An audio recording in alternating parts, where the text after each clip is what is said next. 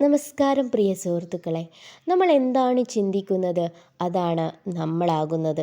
നമ്മൾ എന്താണ് വിശ്വസിക്കുന്നത് അതാണ് നമ്മൾ അനുഭവിക്കുന്നത്. നമസ്കാരം. ഇത് നിങ്ങളുടെ എംപവർ യു ആണ്. ഇന്ന് നമ്മൾ സംസാരിക്കുന്നത് ജീവിതം മാറ്റാൻ സഹായിക്കുന്ന ഒരു ശക്തമായ രീതിയെക്കുറിച്ചാണ്. Manifestation technique.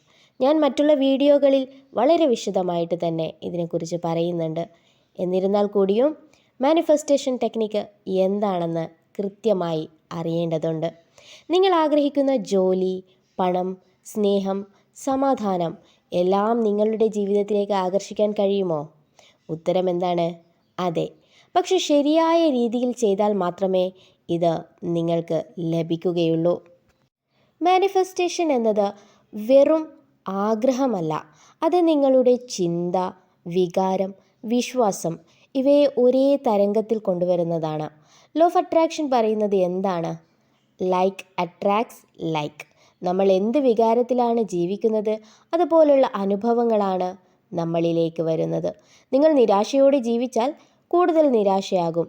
നിങ്ങൾ വിശ്വാസത്തോടെ ജീവിച്ചാൽ അവസരങ്ങൾ തുറക്കും. ഇതിൽ നിങ്ങൾ ചെയ്യേണ്ട ആദ്യത്തെ പടി എന്താണെന്ന് വെച്ചാൽ, നിങ്ങൾക്ക് എന്താണ് വേണ്ടത് എന്നതിനെക്കുറിച്ച് വ്യക്തമായ ധാരണയുണ്ടാവണം. Clear intention.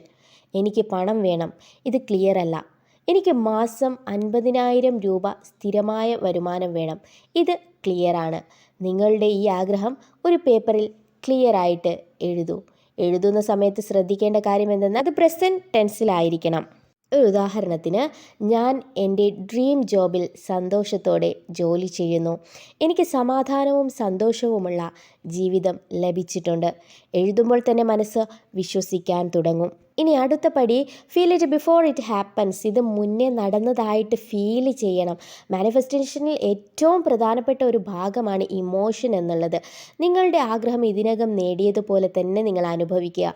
ഒരു വീട് നിങ്ങൾ ആഗ്രഹിക്കുന്നുവെങ്കിൽ ആ വീട്ടിലിരുന്ന് അവിടെ ചായ കുടിക്കുന്നതായിട്ട് അല്ലെങ്കിൽ ആ വീട്ടിൽ നടക്കുന്നതായിട്ട് ഇമാജിൻ ചെയ്യുക. അതിനെ ഫീൽ ചെയ്യാൻ വേണ്ടി ശ്രമിക്കുക. മനസ്സിന് യാഥാർത്ഥ്യവും ഇമാജിനേഷനും തമ്മിലുള്ള വ്യത്യാസം മനസ്സിലാവില്ല. നിങ്ങൾ വീണ്ടും വീണ്ടും ഇത് ഫീൽ ചെയ്താൽ അത് നിങ്ങളുടെ സബ് കോൺഷ്യസ് മൈൻഡിൽ പതിയും.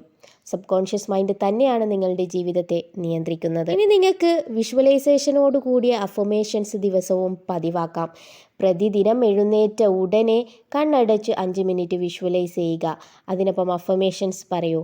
ഞാൻ സമ്പന്നയാണ്, ഞാൻ വിജയിയാണ്, ഞാൻ സ്നേഹിക്കപ്പെടുന്ന ആളാണ്, എനിക്ക് എല്ലാ നല്ല കാര്യങ്ങളും സ്വാഭാവികമായി വരുന്നു. അഫർമേഷൻസ് പറയുമ്പോൾ ഇമോഷൻസ് കൂടെ ചേർക്കണം. വെറും വായിച്ചു പറയുന്നത് ഫലം തരില്ല. കൺസിസ്റ്റൻസിയാണ് ഇതിൻ്റെ കീ. 21 ദിവസം തുടർച്ചയായി ചെയ്താൽ നിങ്ങൾക്ക് മാറ്റം കാണാവുന്നതാണ്. ഇനി മാനിഫെസ്റ്റേഷൻ ചെയ്യാൻ ശ്രമിക്കുന്നതിലെ ഏറ്റവും വലിയ തെറ്റ് എന്താണെന്ന് ഞാൻ പറയാം. ഓവർ അറ്റാച്ച്മെൻ്റ് ആണ്. എപ്പോൾ കിട്ടും? ഇത് നടക്കുമോ? ഇങ്ങനെ സംശയങ്ങൾ ഒരുപാട് നമുക്കെല്ലാവർക്കും ഉണ്ടല്ലേ.